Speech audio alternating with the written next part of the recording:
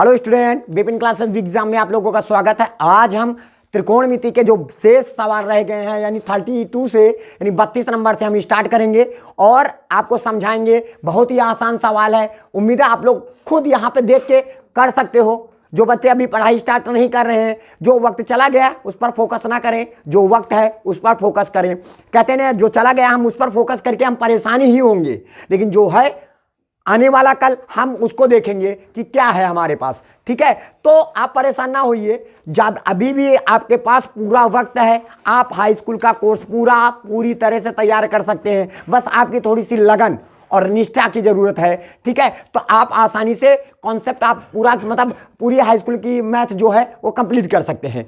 ठीक है, तो जैसे ज़्यादा वक्त ना बर्बाद करते हुए, जैसे हमारे पास क्या लिखा है, कहता है त्रिभुज ABC में जिसका कोण B क्या है, समकोण है।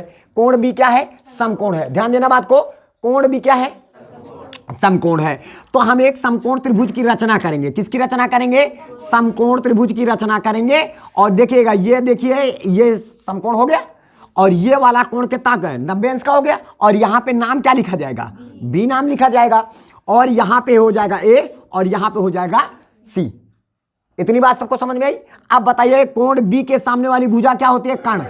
कोण B के सामने वाली भुजा कर्ण होगी। और ये क्या हो जाएगा, आधार, और ये हो जाएगा लंब। किसके हिसाब से, A के हिसाब से ये लंब हो जाएगा। और ये आधार और 90 अंश के सामने वाली सदैव वो कर्ण ही कर्ण रहेगा।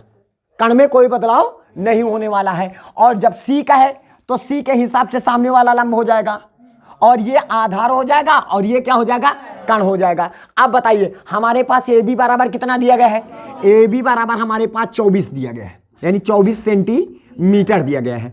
और BC बराबर हमारे पास कितना दिया गया है, 7 सेंटीमीटर। हमें किसका मान ज्ञात करना है, हमें AC का मान ज्ञात करना है। बताइए ये त्रिभुज ABC कैसा त्रिभुज है, समकोण त्रिभुज है। तो यहाँ पे लिखिएंगे समकोण त्रिभुज, समकोण त्रिभुज किससे, ABC से। तो ABC से अब काहे का प्रयोग करेंगे, पाइथागोरस प्रमेय, पाइथागोरस प्रमेय से। तो पाइथागोरस प्रमेय क्या कहती है कि कर्ण का स्क्वायर, सामने वाली भुजा क्या होती है, कर्ण, और कर्ण का नाम क्या है, AC। AC का स्क्वायर, कर्ण का स्क्वायर बराबर आधार का स्क्वायर और प्लस का लंब का स्क्वायर, ये हो जाएगा हमारे पास। अब बताइए AC का मान हमें पता नहीं है, कोई दिक्कत नहीं, नहीं पता है कोई दिक्कत नहीं, आप पता कर सकते हो। आपके पास AB का मान तो पता है, तो 24 है का स्क्वायर कर दीजिए, प्लस का BC का मान कितना है, 7 का स्क्वायर कर लीजिएगा, कर लिया। अच्छा अब बताइए 24 का स्क्वायर कितना होता है, 576 होता है। तो यहाँ पे 576 कर दिया, प्लस 7 का वर्ग कितना होता है, 49, नहीं आया। अब बताइए 576 में अगर हम 49 को जोड़ देंगे तो कितना हो जाएगा, 625 हो जाएगा। और स्क्वायर हटा अंडर रूट लग जाएगा तो बराबर क्या हो जाएगा, AC। नहीं समझ में आया। अब बताइए AC बराबर कितना आ जाएगा, 25 सेंटीमीटर। कितना आ जाएगा, तो ये आपके पास 25 सेंटीमीटर हो गया। इतनी बात सबको समझ में आई। यानी AC है कौन, कर्ण। तो कर्ण किसे कहते हैं पता है, 90 अंश के सामने वाली भुजा को क्या बोला जाता है, कर्ण बोला जाता है। तो हमारे पास AC का मान कितना आ गया, 25 सेंटीमीटर। इतनी बात सबको समझ में आई। अब देखिएगा हमें चाहिए किसका किसका मान चाहिए, हम दोनों पार्टों को एक साथ लगाएंगे। हमें चाहिएगा साइन A का मान चाहिए, कॉस A का मान चाहिए, साइन C का मान चाहिए और कॉस C का मान हमें चाहिएगा। ये दोनों पार्ट उसी में लगा दे रहे हैं। ठीक है, कॉन्सेप्ट आपको ये क्लियर करना है। हम A ज्ञात करने जा रहे हैं। क्या ज्ञात करने, अगर हम A कह दिया तो A पर अंगुली रखोगे, क्या रखेंगे, अंगुली, और A के सामने वाली भुजा लंब। ऐसे तो साइन बराबर क्या होता है, लंब बटे कर्ण। बराबर का सिंबल जरूर लगाया करें, क्योंकि जब आपका टेस्ट होता है तो आप बराबर का सिंबल नहीं लगाते हैं। बहुत कापियों में देखा है हमने, आप लोग बराबर का सिंबल नहीं लगाते हो। बराबर नहीं लगा, गलत है। तो आपके पास यहां पे साइन बराबर लंब बटे कर्ण। अब A डिसाइड करेगा कि लंब क्या है, तो A पर अंगुली रखोगे तो A के सामने वाली जो भुजा होगी वो लंब है और 90 अंश के सामने वाली भुजा कर्ण, और जो बची है वो आधार हो जाएगा। क्लियर। तो आपके पास लंब कितना है और कर्ण कितना है, 25, दैट्स ऑल, 7/25। इसका मात्रक नहीं होता है क्योंकि ये 7 सेंटीमीटर, 25 सेंटीमीटर, सेंटीमीटर से सेंटीमीटर कैंसिल, तो बस 7/25 हो जाएगा। क्लियर। कॉस बराबर क्या होता है, सिर्फ कॉस बराबर क्या होता है, आधार बटे कण होता है। अब ए डिसाइड करेगा कि आधार क्या है। ए ये है, सामने वाली भुजा तो लंब है ना, ये क्या है आधार, और ये क्या है कण। तो आधार का मान कितना है 24/25 हो गया। साइन बराबर आपके पास लंब बटे कण ही होता है, कॉस बराबर आधार बटे कण ही होता है। क्लियर, ये हो जाएगा, देखिएगा हो गया क्लियर। अब हमको सी डिसाइड करेगा कि लंब क्या है और कण क्या है। अभी तक ए पर उंगली रखते थे, अब किस पर रखेंगे, सी पर। तो सी के सामने वाली भुजा क्या है, लंब। तो लंब कितना है 24 और कण का मान 25, क्योंकि कण कण ही रहेगा सदैव। और अब सी पर उंगली रखे हैं तो सी के हिसाब से आधार क्या है 7। ये आधार हो गया क्योंकि सामने वाली भुजा क्या है लंब।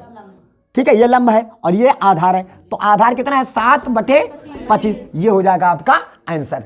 बात आ रही समझ में। अब हम चलते हैं अगले नंबर क्वेश्चन में। चलिए अब 33 नंबर क्वेश्चन में क्या कहता है, कहता है यदि 15 cot A बराबर 8, कितना लिखा है बराबर 8 लिखा है, हो तो कहता है साइन ए और सेक ए का मान ज्ञात करो। एकदम आसान, जैसे अभी पिछले सवालों में किया। अब यहां पे परेशान होंगे और इधर इधर यहां पे cot 15 आ गया, अरे राम, अरे इस ससुरे को लात मारो, खसक के नीचे आ गया। ये कॉड कहता है हमारे साथ तुम क्या कर रहा है, तू क्या कर रहा है। तो इसने लात मारा तो cot A बराबर कितना आ गया, है ना, हो गया cot बराबर। अब हम क्या बनाए, देखो ये cot साइन कॉस सेक ये कहां समकोण त्रिभुज के तहत रहते। तो हम एक बनाएंगे, क्या बनाएंगे, समकोण त्रिभुज। ध्यान देना एकदम। और ए बोला तो यहाँ पे ए लिख देते हैं और यहाँ पे बी लिख दीजिए, यहाँ पे सी, तो बी समकोण हो गया। ए ये देखो, ए यहाँ पे कर दीजिए क्योंकि ए के हिसाब से उसने बोला होगा। ठीक है, तो ए के सामने वाली भुजा क्या होगी लंब, 90 अंश के सामने वाली भुजा कण, और जो बची है वो आधार। अब बताइए cot बराबर क्या होता है, आधार बटे लंब। तो आधार कितना है 8, ए के हिसाब से सामने वाली भुजा लंब है, और ये कितना हो जाएगा 15। हमें क्या नहीं पता है, हमें कण नहीं पता है।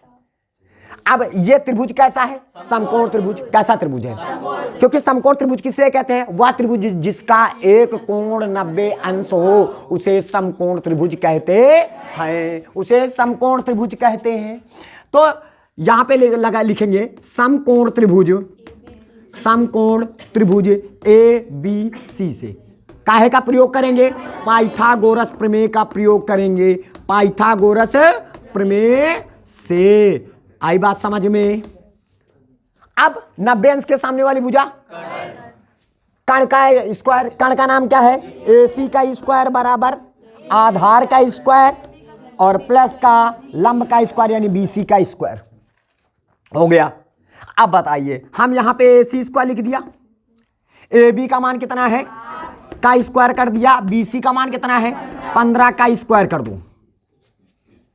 बात आई सबके समझ में। अब देखिएगा 8 का स्क्वायर कितना होता है 64, अब प्लस का 15 का स्क्वायर 225, दोनों को जोड़ डालिए तो कितना हो जाएगा 289, 5 4 9 हो जाएगा और 6 2 कितना हो जाएगा 8। ये वाला स्क्वायर हटेगा, अंडर रूट लग जाएगा, बराबर क्या बन जाएगा। तो बताइए AC बराबर 289 किसका वर्गमूल होता है, तो 17 सेंटीमीटर आ गया। तो AC का मान कितना आ गया, हमें चाहिए किसका मान, हमें चाहिए साइन A का मान चाहिए, हमें चाहिए सेक A का मान चाहिए। हो गया। अब साइन बराबर क्या होता है, साइन बराबर क्या होता है लंब बटे, सेक बराबर क्या होता है कर्ण बटे आधार। पता है, सूत्र पता होना चाहिए।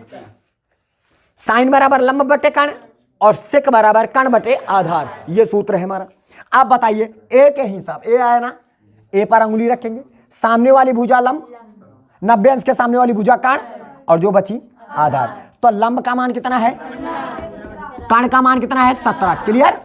और फिर उसके बाद कर्ण का मान 17, क्योंकि कर्ण का मान 17 है और ये भी तो ए है ना, और आधार का मान 8। दैट्स ऑल, यही हो जाएगा आपका आंसर। अब चलते हैं अगले नंबर। हाँ, अब चलते हैं 34 नंबर में। देखिएगा 34 नंबर में क्या है, एक समकोण त्रिभुज, त्रिभुज का नाम ABC है जिसमें यानी जिसका कोण B क्या है। तो पहले तो आप एक समकोण त्रिभुज ऐसे बना दो, ऐसे इस वजह से बनाए क्योंकि एक कोण समकोण हो गया, और यहां पे समकोण जब बन गया तो वहां पे उसका नाम क्या रखोगे?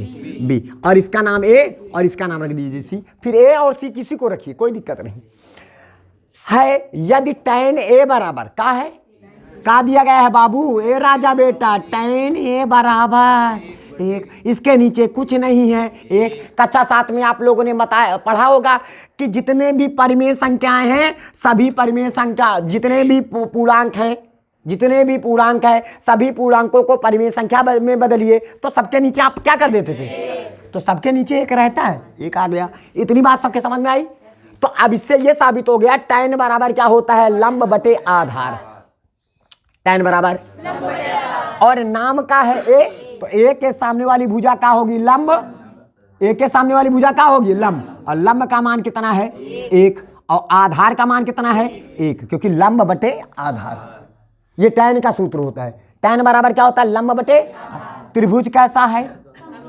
तो आप यहां पे लिखोगे समकोण त्रिभुज का नाम है ABC से। हो गया। अब काहे का प्रयोग करोगे? पाइथागोरस से। अब बाबूजी सुनिए, पाइथागोरस प्रमेय से। अरे पाइथागोरस प्रमेय से कहता है, और पाइथागोरस प्रमेय क्या कहती है? कण का स्क्वायर। कण का नाम क्या है? AC का स्क्वायर। ये कण का स्क्वायर बराबर आधार का स्क्वायर प्लस का आया। अब बताइए, तो AC का स्क्वायर तो पता नहीं, लेकिन AB का मान हमें पता है एक, और प्लस का BC का मान एक। BC का मान एक, एक का स्क्वायर कर दीजिएगा। क्लियर? अच्छा, एक का स्क्वायर एक होता है, अब प्लस का एक का स्क्वायर एक होता है, एक एक दो। अब देखिएगा स्क्वायर हटा, अंडर रूट लगा, तो हमारे पास AC का मान कितना आ गया? अंडर रूट 2 हो गया।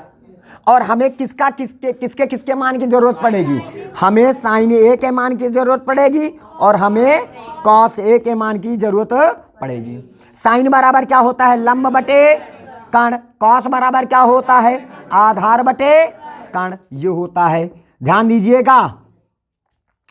अब लंब का मान कितना है? एक। देखो ए है ना, ए के सामने वाली भुजा लंब, लंब बटे कण। ध्यान दीजिए, लंब बटे कण, कण का मान 2। और कॉस बराबर क्या होता है? आधार बटे कण। आधार का मान 1 और कण का मान अंडर रूट 2। इतनी बात आई समझ में? आओ, हमें सिद्ध क्या करके दिखाना है? हमें सिद्ध करना है। हमें क्या सिद्ध करना है? हमको 2 sin A into cos A बराबर 1 सिद्ध करना है। क्या सिद्ध करना है? 1। अब बताइए, हम इसका क्या पकड़ लेंगे? LHS। हम LHS पकड़ के लेके चलेंगे। अभी देखना 1 आ जाए तो सिद्ध हो गया। तो अब यहाँ पे हम क्या लिखेंगे? 2 गुणे साइन ए का मान कितना है? 1 बटे अंडर रूट 2, तो 1 बटे अंडर रूट 2 गुणे लगा दो। गुणे का सिंबल है गुणा। लड़के गुणा नहीं कर पाते हैं आजकल के लड़के, है ना। और कॉस ए बराबर 1 बटे अंडर रूट 2 हो गया। देखिएगा, 2 एकन्नम 2, 2 एकन्नम, और अंडर रूट 2 को अंडर रूट 2 से गुणा करेंगे तो 2 आ जाता है, क्योंकि ऐसे अंडर रूट 2 गुणे अंडर रूट 2 बराबर अंडर रूट 4 हो जाता है, और अंडर रूट 4 का वर्गमूल क्या होता है? 2। इसी वजह से ये 2 आ जाएगा। सबसे समझ में आया? और 2 एकन्नम 2, तो आया कितना? 1। तो आपका LHS बराबर क्या हो जाएगा?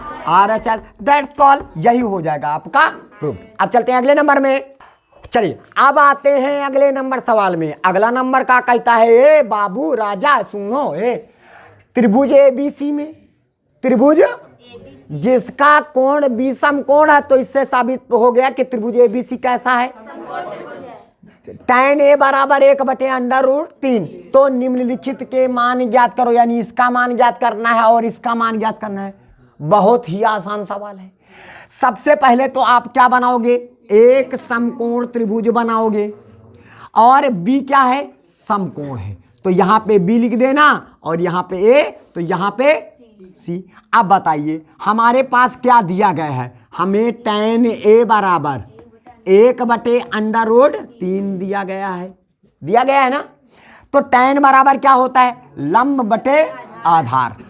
तो A के हिसाब से लंब क्या है? 1, और आधार क्या है? Under root 3। हमें क्या नहीं पता है? कर्ण नहीं पता है। तो त्रिभुज कैसा है? समकोण त्रिभुज। तो समकोण त्रिभुज ए बी सी से। काहे का प्रयोग करेंगे? पाइथागोरस प्रमेय का प्रयोग करेंगे। काहे का? पाइथागोरस प्रमेय से। पाइथागोरस प्रमेय क्या कहती है? 90 अंश के सामने वाली भुजा कर्ण, ये क्या है? कर्ण। कर्ण का स्क्वायर बराबर, ठीक है, आधार का स्क्वायर और प्लस का लंब का स्क्वायर यानी बीसी का स्क्वायर। हो गया। अब यहां पे एसी का स्क्वायर लिखेंगे। ए बी का मान कितना है? √3 का और प्लस का बीसी का मान 1 का। हो गया, बोलियो। √3 का स्क्वायर 3, 1 का स्क्वायर 1 और 3 1 कितना हो जाएगा? 4। स्क्वायर हटा, अंडर लग गया। एसी बराबर कितना आ गया? 2। एसी का मान कितना आ गया? 2। ये आ गया आपके पास 2।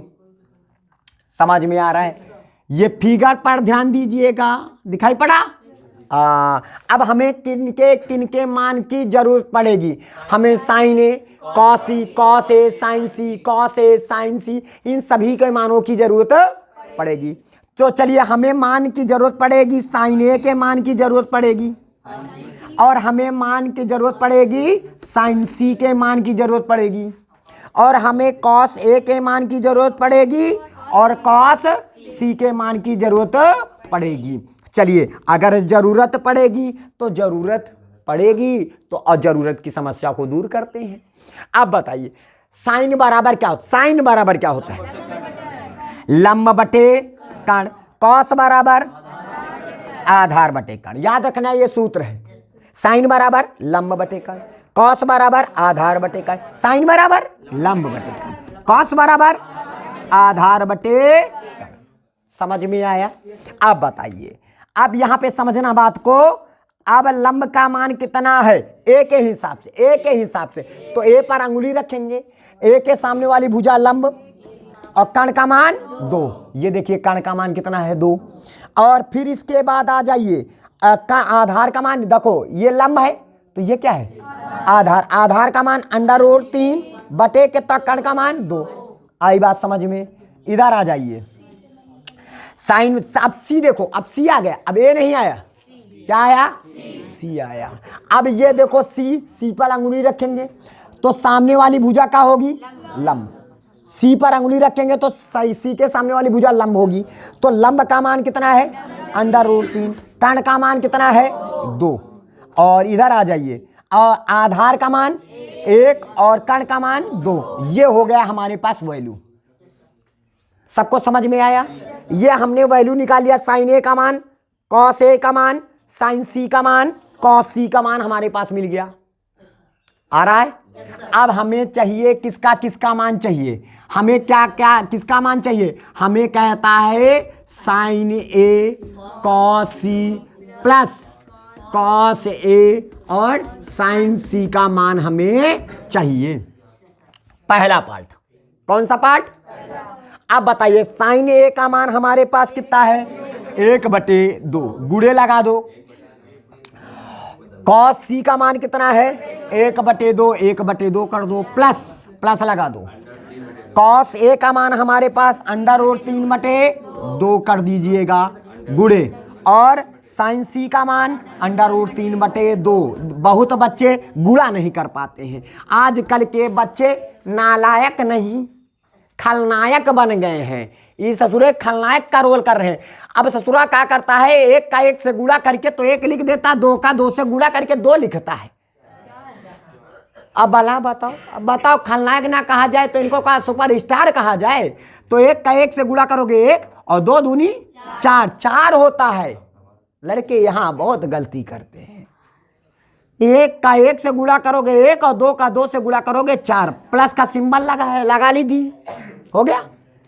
√3 को √3 से गुणा करेंगे तो 3 हो जाता है, क्योंकि √3 गुणे √3 बराबर √9, मारा 3 3 का 9 और √9 का मान होता है 3। 3 कर दिया, हो गया। और 2 दूनी 4। कल बच्चों का टेस्ट लिया, ऐसे ही बच्चे नालायक थे जो खलनायक बन के हीरो बनना चाहते थे। और √3 को √3 से गुणा करते हैं तो साले 3 √3 लाते हैं। 2 को 2 से गुणा करते हैं, साले 2 लाते हैं। आप भला बताओ इनको क्या किया जाए। दोनों के हर, बीच में प्लस लगाए ना, दोनों के हर बराबर हैं लासा 4, और ऊपर 1 प्लस का क्या लिखा है 3, हो गया।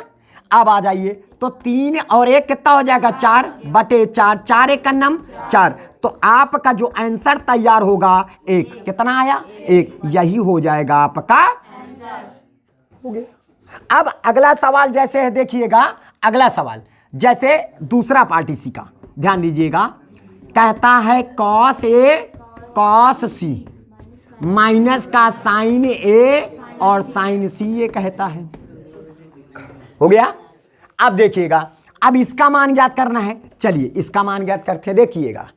कॉस ए लिखा है और कॉस ए का मान √3/2, √3/2 कर दिया, इंटू बीच में इंटू लगा रहता है, इंटू का मतलब गुणे का सिंबल, और कॉस सी का मान 1/2 माइनस सिंबल, साइन ए का मान हमारे पास कितना है 1/2 गुणे साइन सी का मान कितना है √3/2। ध्यान दीजिएगा, हो गया। √3 को 1 से गुणा करोगे √3 आ जाएगा और 2 दूनी 4 हो जाएगा, माइनस का √3 को 1 से गुणा करोगे तो √3 हो जाएगा और 2 दूनी 4 हो जाएगा, ठीक है। अब ये हो जाएगा, तो √3/4 में हम अगर √3/4 निकाल देंगे तो क्या बचेगा 0, बस यही हो जाएगा आंसर। बात आ रही समझ में? देखिएगा सबसे पहले तो ये आपको जानना होगा, ये आपकी पढ़ने की उम्र है, सबसे पहले आप पढ़ाई करिएगा। आप अगर अभी पढ़ाई नहीं करोगे, अभी मौज करोगे तो आगे चलकर बहुत परेशान होगे, क्योंकि कभी खुशी कभी गम ना जुदा होंगे हम। आप अभी सभी मौज कर रहे हो, बाद में आप पछताओगे। आपके हर कर्मों का लेखा जोखा होता है, जैसा आप कर्म करोगे वैसा ही फल पाओगे। बता रहे समझ में? जैसा आपको कर्मों का फल एक बताते हैं, एक हमें ध्यान आया कर्मों से, देखो पढ़ाने से इंपॉर्टेंट है उनको ये बताया जाए कि आपका कर्म क्या है, आपके कर्तव्य क्या है। अगर आप अपने कर्म से वंचित हो रहे हो तो आपको कर्मों का जो भोग होगा वो भुगतना पड़ेगा, अगले जन्म में नहीं इसी जन्म में भुगतना पड़ेगा। इन्हीं कर्मों से संबंधित आपको हम एक स्टोरी सुनाते हैं, आपको समझ में आना चाहिए कि स्टोरी क्या है। स्टोरी क्या है? एक सिपाही था, उसके ना कोई माता थी, पिता थे, जो माता पिता थे वो गुजर गए थे, ना उसकी शादी हुई थी, ना कोई बच्चे थे, ना उसकी कोई बहन थे, ना कोई बड़ा भाई, ना कोई छोटा भाई, कोई नहीं था, कोई नहीं था उसकी लाइफ में। वो एक देशभक्त था, वो देश की सेवा करता था सिर्फ। उसके पास बहुत सारे पैसे था, बहुत पैसा था, लेकिन पैसा वो क्या करता था, जमा करता था, अपने पास रखता था, जो पैसे होता था रखता था। तो एक बार उस सिपाही की मुलाकात एक सेठ से हुई। किससे हुई? एक सेठ से हुई, और सेठ से बहुत लगाव हो गया था उसका। सिपाही और सेठ का आपस में बहुत लगाव हो गया था।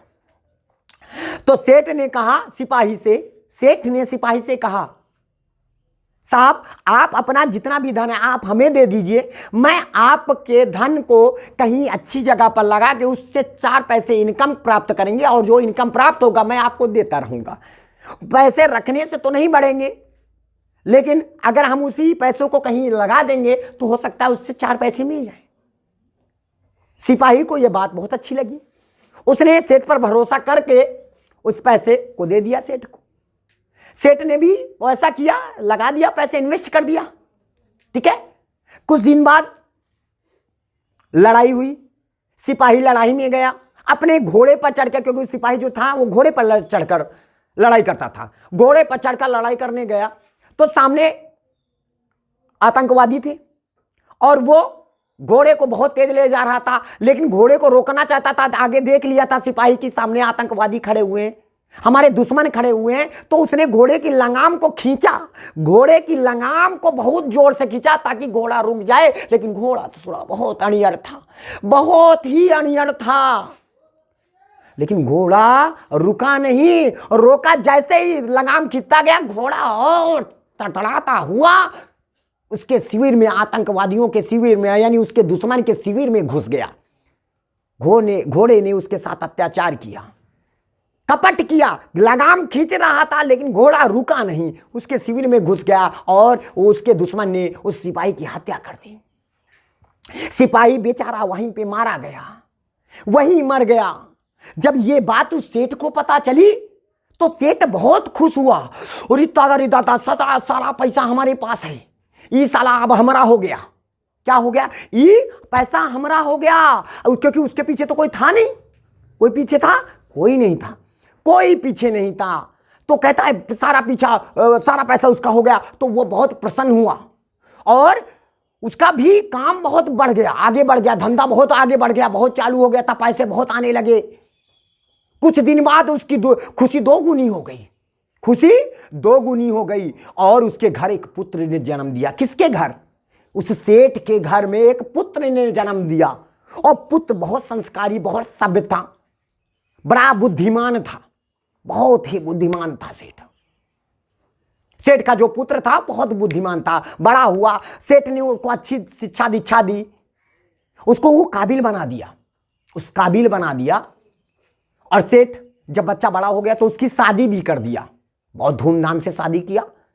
उसकी पत्नी भी आई, और पत्नी भी बहुत अच्छी थी, बहुत सभ्यकारी संस्कारी थी, बहुत संस्कारी थी। अब देखो, अब शुरू हुआ कर्मों का लेखा जोखा। एक दिन क्या हुआ, उस सेठ का पुत्र बहुत बीमार हो गया। सेठ का पुत्र जिसकी शादी की थी वो बहुत बीमार हो गया। उसकी बीमारी बहुत बहुत दर्दनाक थी। उसको बहुत जगह दिखाया, कई अस्पतालों में दिखाया, कई वेदों को दिखाया, जिनको वेद जो है ना औषधियों वाले, उनको दिखाया, कहीं पर उसका इलाज कुछ नहीं हुआ। कई साधु महात्माओं को दिखाया, कहीं उसका कोई इलाज ना हुआ। फिर कुछ दिन बाद वो लड़का मर गया, वो लड़का मर गया। सेठ बहुत रोया, बहुत रोया। सेठ एक दिन एक महात्मा के पास गया और महात्मा को पूरी बात बताई। पूरी बात कुछ नहीं बताई, बताया कि मेरा एक पुत्र था जो बीमारी से ग्रसित था और वो मर गया। अब मेरा एक ही पुत्र था, मेरा एक ही आंखों का तारा सितारा था, वो मर गया। तो महात्मा ने कहा, आज तुम्हें याद आई, याद करो 25 साल पहले जब एक सिपाही मरा था, आपने खूब जोर जोर से हंसा था। वो भी तो किसी का बेटा था, वो भी तो किसी का पुत्र था, तब आपने वहां पे बहुत जोर से हंसा। आज वही 25 साल का लड़का आपका खत्म हुआ, आज आपको क्यों रोना आ रहा है? आप क्यों रो रहे हो? ये आपके उस कर्मों की सजा थी। जो सिपाही मरा था उस पर आपने ठहाके लगा के हंसा था। आज आपका बेटा मरा, आपको बहुत दुख हुआ। बात आ रही समझ में? बहुत दुख हुआ। ये आपको उन कर्मों की सजा है जब आपने उस पर हंसा था। तो सेठ ने कहा, चलिए महात्मा, हम मानते हैं हमसे भूल हुई, उसके मरने पर हमें खुशी जाहिर किया, लेकिन उस कर्मों की सजा हमें मिलनी चाहिए। मेरी बहू को क्यों मिली? वो बेचारी विधवा हो गई, उसका पति मर गया, उसको किस कर्मों की सजा? तो महात्मा ने कहा, नहीं, उसको भी उसके कर्मों की सजा मिली। कहीं कैसे महात्मा? कहीं ये वही घोड़ी है, वो वही घोड़ी है जिसने उस सिपाही से दगा किया। उसकी लगाम को खींचा लेकिन घोड़ी रुकी नहीं, घोड़ी दुश्मन के शिविर में पहुंच गई।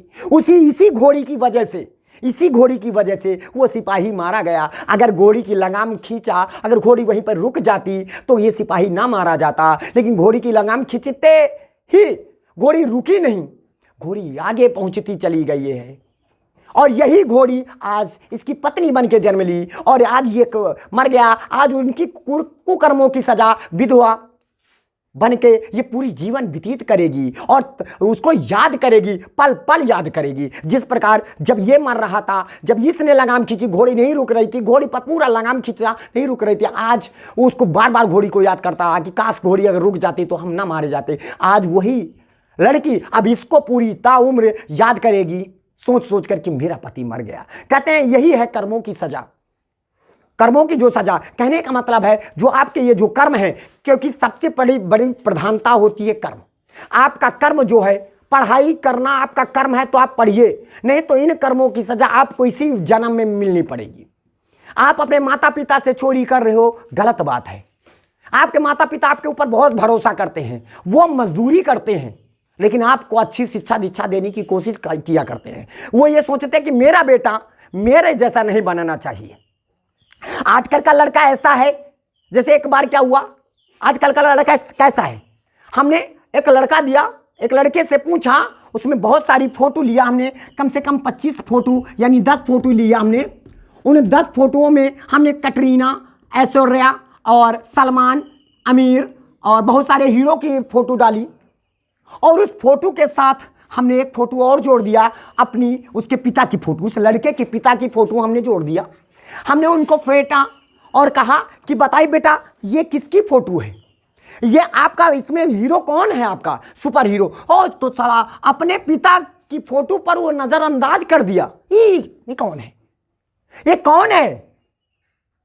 और बाकी सलमान की फोटो, आमिर की फोटो पर कहता है हाँ ये अच्छे हैं, ये जान लो आजकल का लड़का है अपने पिता को पसंद नहीं करना चाहता है, उसके कर्मों उसके आचरण को पसंद नहीं करना चाहता है, लेकिन पिता क्या करता है, अपने बच्चे को अच्छी सी आचरण देने की सोचता है, लेकिन वही पुत्र अपने बेटे को पसंद नहीं करना चाहता है। वो उनमें से जो वो पिता जिसके लिए वो काम किया करता है, दिन भर परेशान रहता है कि मेरा बेटा पढ़ ले, मेरा बेटा कुछ कर ले, जो उसके उज्जवल भविष्य की कामना प्रतिदिन हर क्षण किया करता है, आज वही लड़का अपने बाप को हीरो नहीं मानता है, किसी और को हीरो मानता है। लेकिन एक्चुअल में वही हीरो होता है जो उसके भविष्य के उज्जवल भविष्य की कामना के लिए प्रति क्षण अपनी सारी उम्र ताउम्र उसकी उज्जवल भविष्य के लिए कामना करता है। तो ये होता है।